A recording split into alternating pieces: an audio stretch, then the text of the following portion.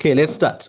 Hello there, it's Phumlani Majosi, the author of Lessons from Past Heroes. This is the Phumlani Majosi show where we give you common sense on local and global economic and political affairs. Remember, I'm on X, that's Phumlani Majosi. I'm on Facebook, Phumlani Majosi. That's my Facebook page. I'm on LinkedIn. Phumlani M. Majosi. I'm on TikTok at Phumlani M. Majosi. I'm loving the engagement on TikTok. My following has been growing very fast over the past week. So yeah, I love what's happening there. I'm also on Instagram at Phumlani M. Majosi. Let's engage on political and economic affairs. Remember, you can get the copy of my book, Lessons from Past Heroes, at a bookstore near you, or you can order on Amazon.co.za as well. Today, I have a very fascinating gentleman. I'm sure you've seen him on TV, you've seen him on social media, Ernst van Sale. He's the head of public relations at AfriForum. Ernst, how are you, sir? Are you good? Phumlani, I'm doing great. Busy, but busy with a good fight, and that always gets me going. So I'm good. I'll sleep when this whole episode is over. At the moment, I'm just in the arena. Yeah. When this episode is over, you are saying that. How did we Yeah. get here, Arends? How did we get Yeah. to a situation where there's a fallout between South Africa, Sub-Saharan's biggest economy, or I should say economic powerhouse of Sub-Saharan Africa, against the world's superpower, the US of A? How did we get here? Hmm. Yeah, Phumlani, well, when I call it an episode, then South Africa is probably a soap like generations. It has thousands of episodes, and this is just the latest episode in the soap opera that's called South Africa. And when it comes to expropriation without compensation, it's nothing new. It didn't fall out of the sky yesterday. So let's give a little background for those that might not know. So in 2018, Ramaphosa announced that the ANC had officially resolved to amend the constitution to explicitly allow for land expropriation without compensation. Then the whole process started. You know the works. These things, when it comes to amendments to the constitution, takes years. It's not something that's sorted out within a week. But then by 2021, this amendment to Section 25, the private property section of the constitution, it failed to pass in Parliament. But why did it fail? Actually, for a funny reason. The ANC failed to get the two-thirds majority it required to amend the constitution. And the main reason was because the EFF demanded that this amendment must enable the full state custodianship, state ownership of property, while the ANC only proposed that state custodianship be applicable to certain land within the context of expropriation. So they failed not because opposition parties within parliament put up enough resistance. It was because the Marxist-Leninists, the far left within the parliament of South Africa, bit off more than they can chew. They fell victim to their own hubris. They were so arrogant and confident that they can have their cake and eat it too. They smelled blood in the water. They thought they could get even more than simply amendment to the constitution to allow expropriation without compensation. And then that failed in Parliament. So then in December 2021, and here the ANC reveals its hand. So in December 2021, and this is all public record, after the attempt to amend the constitution failed, the then Minister of Justice, Mr. Ronald Lamola, stated, and here are his words, I quote, changing the constitution was just one instrument we could have used. Used for what? Expropriation without compensation. He continues, his words, the matter is now ended. We will now use our simple majority to pass laws that will allow for expropriation without compensation. Lamola was referring to, among other things, here the expropriation bill, which is now the Expropriation Act. President Ramaphosa echoed these sentiments when he stated in January 2022 in an address that, and here are his words, Ramaphosa said, the ANC will implement its resolution on the expropriation of land without compensation, despite the refusal of other parties in Parliament. The expropriation bill is therefore the direct result of the ANC failing to enable the destruction of private property through the amendment of the Constitution. But they said afterwards, don't worry, we will use other ways. We will use a back door rather than the front door to allow and enable expropriation without compensation. So that's where we are now. The ANC have successfully used another avenue to get to the same result, to enable expropriation without compensation. And this is not a conspiracy theory. It is based on the ANC's own words. And Phumlani, I don't know about you, but when the ANC says that they intend to do something or this is why they're doing something, I tend to believe them. Why are they desperate to do this? Aaron, so why is the ANC so desperate about this land expropriation? They've been pushing very hard for years now. What's behind this? Well, I think what's behind it is two things. On the one side, I think primarily it's the National Democratic Revolution, the NDR, which is the ideological bedrock of the ANC, which states that you have to centralize all power in the hands of the state. And that means there's no place for things like private property rights, because private property rights divides power between private property owners and the state.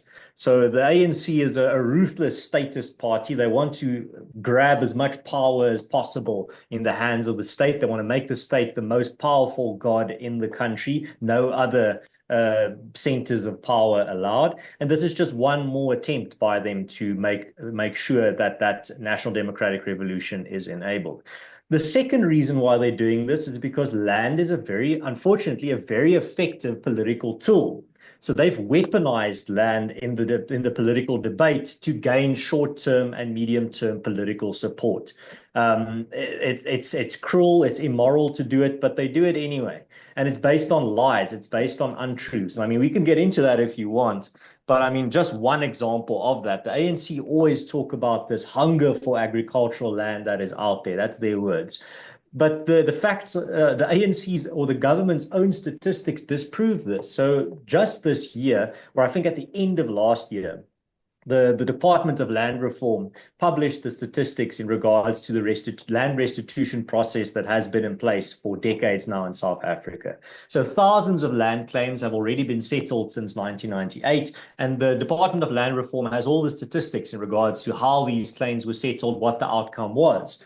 And the telling statistic here, and this is the government's own statistic, it's not AfriForum statistic, Yeah. is the fact that out of the thousands of land claims that were settled since 1998, 87% of the successful land claimants preferred to get money rather than the land that they had successfully claimed. So in this restitution process, those that were successful were given the option. You can Yeah. get the land back, or you can get the monetary value of that land.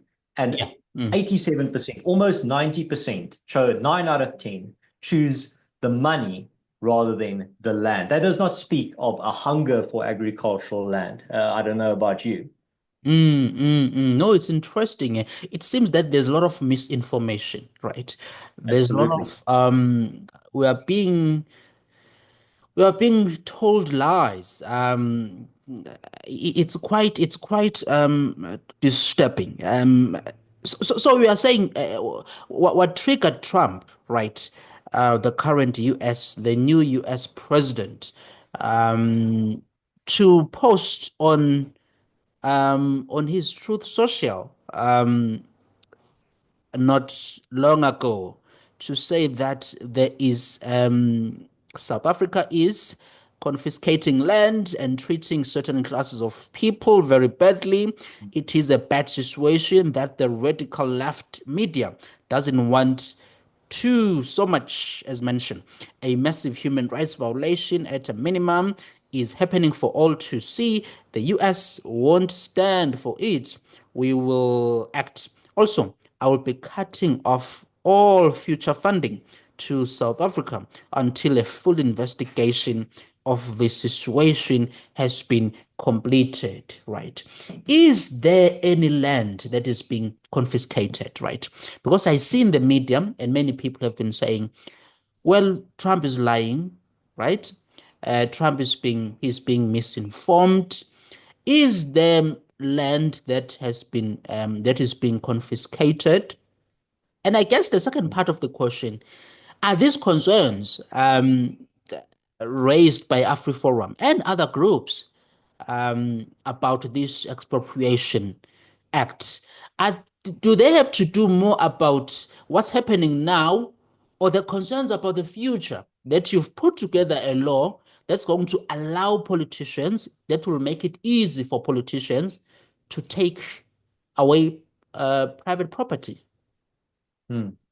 Well, Phumlani, that's the thing. When it comes to what is happening currently in South Africa, there has already been land grabs, not by the government, but by just regular people I've in, seen I that, think, yeah. I've seen Limpopo. seen Yeah, some reports in yeah. the media. And Yeah. they were citing the Expropriation Act, some of these land grabbers, saying that this is now legal. But when it comes to particularly the government side, there has not been expropriation without compensation using this Expropriation Act from the government side. I mean, the act still needs to The be state, yeah. proclaimed. This is how the process works. The act still needs to be proclaimed. It still needs to be co-signed by the Minister of Public Works, Dean McPherson. Now, from AfriForum side, we wrote a letter to and met with Dean McPherson, Minister McPherson, last week, telling the minister that under no circumstances should he co-sign and proclaim this bill or this act, which will cause major problems for the act if he refuses. So that's a separate issue. But anyway, that's what AfriForum has constantly been saying. The point is private property rights in South Africa are seriously threatened by this act. The ANC, as I said earlier, have stated their intentions to expropriate without compensation, Zimbabwe style in South Africa, by their own words. And when it comes to what AfriForum is telling the world, we are telling the world that maybe I'll use a metaphor, it makes it more simple. It's pretty much what's metaphorically happening here is a terrorist is walking into a crowded room with an AK-47 and he's screaming, I'm going to kill you all. Mm. AfriForum and the other organizations making a stand are the people that point to him and say, watch out, he has a gun, he's dangerous. And the people that are making excuses, the left-wing activists, are the people that are saying, you need to calm down. He's not a terrorist. He's a security guard. When he says he wants to kill you, it's a metaphor. And besides, he hasn't killed anyone yet. So what are you? You are overreacting. That's the situation that's playing out in South Africa. AfriForum and the other brave organizations taking a stand are saying the government, firstly, one, the government and the ANC has stated they want to expropriate property without compensation. Two, they have stated multiple times, the top brass, Deputy President Paul Mashatile, President Cyril Ramaphosa, top brass Ronald Lamola, have stated that they will use this expropriation act to expropriate property without compensation. That's the second point. The third point, this is the same government, the same political party that praises Robert Mugabe to this day as a hero. Now you want to convince me. People try to tell us now that this party values private property rights. This party that attempted and failed to amend the constitution to make to destroy private property, that this is a party that will never confiscate private property. That's what Stephen Grootes tried to do in my interview where I was on the Newsroom Africa. He said, but they haven't confiscated any land in 30 years. Well, yes, they haven't been able to because they haven't amended the constitution or introduced and passed laws like the Expropriation Act. They now have the power to do it. So it's not surprising that the ANC have not confiscated land for 30 years because they've been fighting to grant themselves the power to do that. And now they have that power through the Expropriation Act. So when it comes to AfriForum's opposition, our stance is clear. This is a government that has communicated multiple times, every opportunity they get for the past 4 years, 5 years, and before that even, they've communicated very clearly, crystal clear, that their intention is to expropriate property without compensation. This is a government that praises a party, the ZANU-PF, who did expropriate farmland without compensation, destroying Zimbabwe in the process. And now Mhm. there are commentators and analysts out there telling people that no, but this time the government can be trusted. This time, they don't mean what they say when they say they are coming for your property. Do not believe them. Yeah, That's the narrative that's out there. It's absolute insanity. yeah. I mean, that's what I struggle to understand that, Aaron's. When people they say, well, the government doesn't have bad intentions, they're not going to do it. They treat politicians as these reasonable, smart people who make good decisions in the name of, justice, as if these are people who make rational decisions, right? That are in the interest of our people. In many cases, that doesn't happen. In many cases, You simply have to politicians, look at their track record to know what we're talking about. yeah, yeah. I mean, politicians around the world, all they are usually after is for everything they do is for political motives. Most of what they do is for political motives. All they want is to be voted back into power, right? And they will do anything to divide or to get votes. And in our situation, it's the same thing we are seeing with this act, right? Now, here's what your opponents say, Aaron's. They say, well, we do need such a law to address imbalances of the past, right? That there are many black people whose land was taken away during the apartheid era. We need to address that. We need to do social justice, right?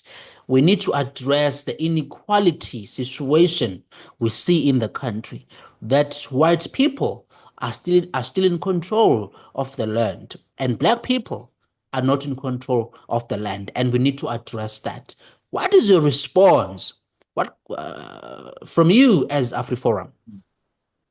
Our response Or is, from yourself, because you're an yeah, analyst well, I yourself. will.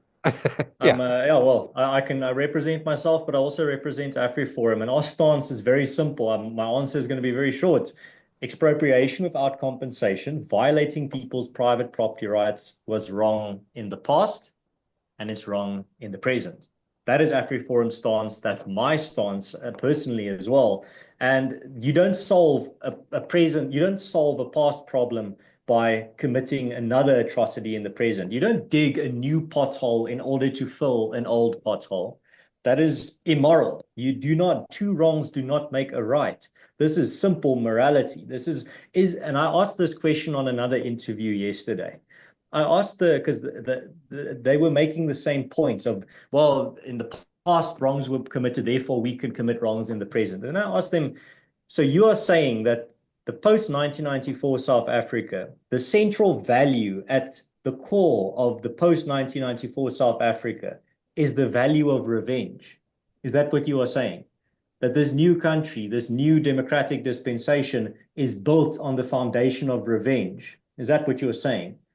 And they don't have an answer because that's what they're saying. They're saying we deserve to take revenge, and I don't believe in that. And I don't think South Africa stands any chance of surviving if we put at the core of this country the value of revenge as some type of virtue. I don't believe that's the right course of action, and I don't believe two wrongs make a right.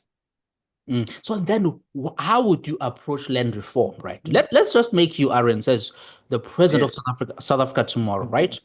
President Ernst van say, you have all these issues in the country. You have unemployment, you have crime, you have, educational problems. You and I have spoken about the problems of family breakdown and all that stuff, fatherlessness and all those things. And then there's also land reform, right? Or you have interest Yes. groups, you have some people raising the issues of land. How would you deal with the land situation in the country? How would you tackle it? Right. So first and foremost, politicians need to stop you weaponizing the issue of land in politics. That's the first issue. Stop Mm. lying about land. Stop weaponizing the issue. Stop dividing people based on propaganda. As I explained earlier, the lies that are out there, the myths that are out there. Secondly, and it seems I'm actually quite shocked about this, but it seems that a lot of people, even senior analysts out there, are just unaware of the fact that there has been a land restitution process in place, an evidence-based land restitution process for decades now. How does that process work? That process, the land restitution process, works like this.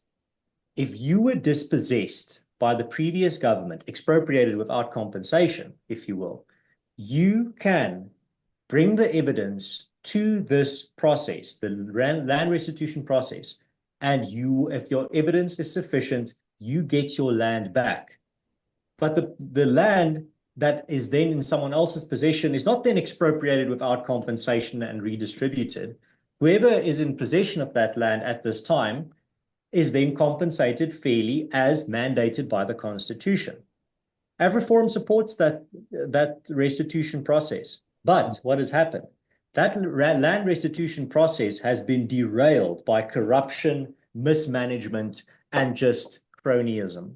It is unrecognizable. It has just been a handout session where those people that get land from the government through this process are those with the right political connections. And even in the cases where those that have a rightful claim to that land, when they receive that land, they do not get the proper support that was promised from the government. The government promises we will help you with funding, we will help you with manure and tractors, everything you need for a farm.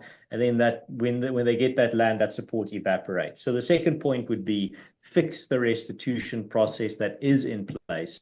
And thirdly, is respect private property rights in this country, strengthen private property rights in this country. Attacking and dismantling private property rights is the opposite of what needs to be done.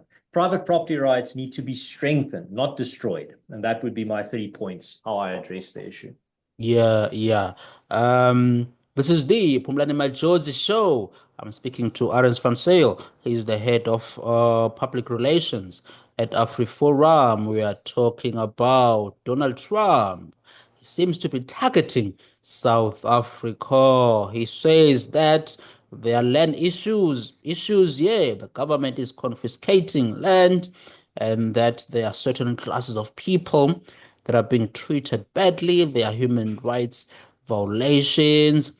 That is what Mr. Trump has said. And AfriForum has been accused by many in South Africa for treason and for being the supporter or for spreading.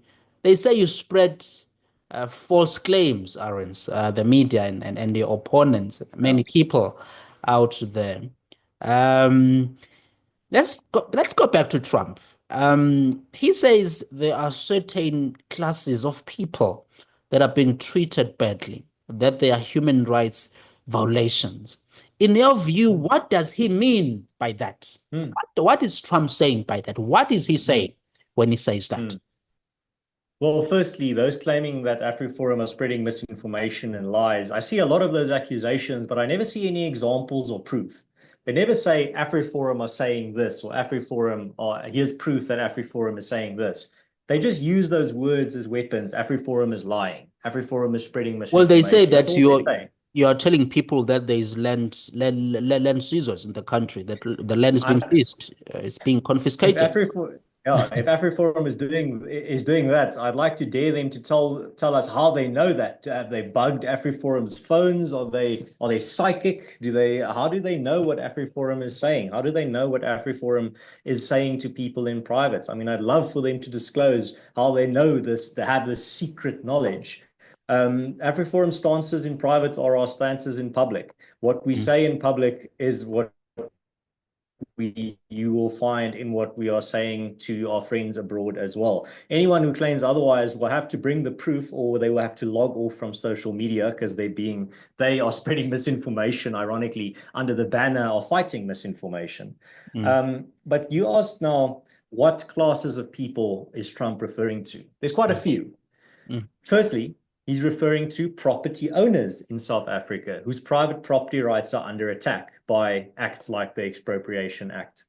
Secondly, he's talking about all the victims of the ANC's race-mad agenda. The South African government in 2025 has over 141 race laws on the books.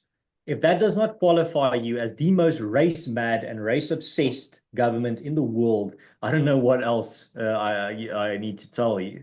When it And comes to and who else, and race-based policies have. They've increased over the past 30 years of our democracy, right? Yes. Over the past 30 years. 100, out of those 141 race laws on the books, 116 were passed through Parliament since 1994. Yeah. Yes. Yeah. And that's Continue. a Yeah. race mad agenda. That is the ANC. That, and again, the strangest irony is the fact that they're doing this under the banner of non-racialism, but they're enacting racialist policies. The ANC is one of the most racialist parties in the world. And I dare anyone to give me evidence to the contrary based on their policy, the policies that they support and the policies that they push. So those are some of the classes that are targeted. Another class of people targeted in South Africa are all the minority groups, in particular white South Africans and Afrikaners, who are targeted by the violent political rhetoric, like chants like "kill the Boer, kill the farmer." Minorities that are scapegoated for the ANC's own failures, as we see now again in this case of the Expropriation Act. So what happens when a political party makes a massive mistake? The first thing they do is they find a scapegoat. And in this case, AfriForum is the scapegoat. The ANC are lashing out, the alarm bells are going off in their head, and now they're lashing out, attacking AfriForum, blaming us for the repercussions for their own extremist policies. And those are the classes of people that they've been attacking for decades. They constantly blame white South Africans and other cultural minority groups, like, for example, Afrikaners in particular, for all the problems that are caused by their policies. And that's a rhetorical targeting of certain groups in this country. That's not even talking about chants like "kill the Boer, kill the farmer," that the ANC does not seem to have a very big problem with. And when it Mm. comes to, for example, the issue of farm murders, why does the ANC refuse to classify farm murders as a priority crime? Priority crime does not mean it becomes the only crime that people care about. It is a collection of crimes that are classed as priority crimes because they require a unique counter strategy. They have a particularly destructive effect on the communities where they are committed, and they have unique aspects in their nature. Some examples of priority crimes in South Africa include cash in transit heists, rhino poaching, gang violence. But the government refuses to classify farm murders as a priority crime, even though it meets all the criteria for a priority crime. So that the list goes on and on and on. Trump is 100% on the money when he says the South African government singles out certain groups in South Africa for punishment and for targeting by their destructive policies and by their rhetoric. Mm. Now, your opponents are going to say to you, well, Ernst, we had apartheid in this country for a very, very long time. Black people were repressed. White people were beneficiaries of the apartheid system. Black people are left behind, and therefore we do need to put these race-based policies to uplift black people. What's your response to that? In other words, these race-based policies, we don't have Hmm. them just to spite or to attack the white minority. We have them to address the injustices of the past. Hmm. My simple answer is a question. How's that working out for you? In regards to, firstly, I mean, the first point is that these policies that discriminate based on race are immoral. They're wrong. Doesn't matter who they target. And secondly, even if these critics claim all these good intentions and moral goals that they're trying to achieve with these policies, I really just ask them, how's that working out for you? Go look at the South African unemployment rate. As these race-based policies increase, the South African unemployment rate increases as well. The South African economy is struggling. The youth unemployment rate is at 66%. All these policies have achieved is create a new race-based elite in this country, and the majority of South Africans know it. BEE and race-based policies are an elite club, and the majority of South Africans are not in it, and they know it. And if you can go look at the stats, the average income of South Africans are dropping. The only people whose income are increasing are the elites of this country, particularly the black elites with the right political connections. Those are the only people who have an increase in their salaries and their income. And that's a tiny, tiny little micro minority. So no, my answer very simply to those critics is short and sweet. How has that been working out for you? Mm. So what's the alternative you propose Mm, to mm, address these imbalances, inequalities, injustices that your opponents point to? What would be your mm. proposal? Hmm.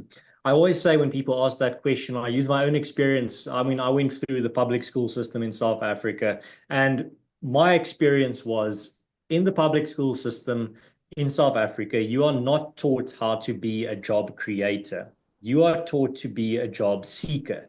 So our school system, dysfunctional as it is, creates just millions and millions of job seekers and no job creators. So firstly, our education system needs to be fixed. Scrap this nonsense of a 30% pass rate and turn our school system into something that's not a total joke, that's not dysfunctional. That's the first point. You can't really solve any economic problems or problems in regards to unemployment if your school system is rotten. And the South African school system is rotten to the core, thanks to the ANC's mismanagement and their corruption. Secondly, how do you solve the other problems plaguing South Africa, like slow economic growth? Well, you don't solve it by just continually fighting over the ownership of a shrinking pie. You actually grow the pie. We need to grow the South African economy. We can't just be fighting over little slices of the shrinking economy. That's not sustainable. We need to be growing the South African economy. How do you grow the South African economy? By protecting private property rights, not by expropriation without compensation. The last thing investors, either domestically and abroad, want to hear is that the government of a country has the ability to expropriate property without compensation, to steal property without compensation. That is like a mosquito spray for investors, both domestically in South Africa and internationally. They are going to stay away. And if they have investments in your country, they're going to get out of there as quickly as possible. So that's the other thing. We need to grow the South African economy, and the ANC's radical extremist policies are exactly the opposite. They're doing exactly the opposite. So I think that two-pronged approach, fixing the education system and growing the South African economy, that's what needs to be done. People can't eat political rhetoric. Good quality, competitive education would be the solution, as well as stronger economic growth. We currently grow at less than 1%. That's very bad, which has, I mean, that's been happening for more than a decade now.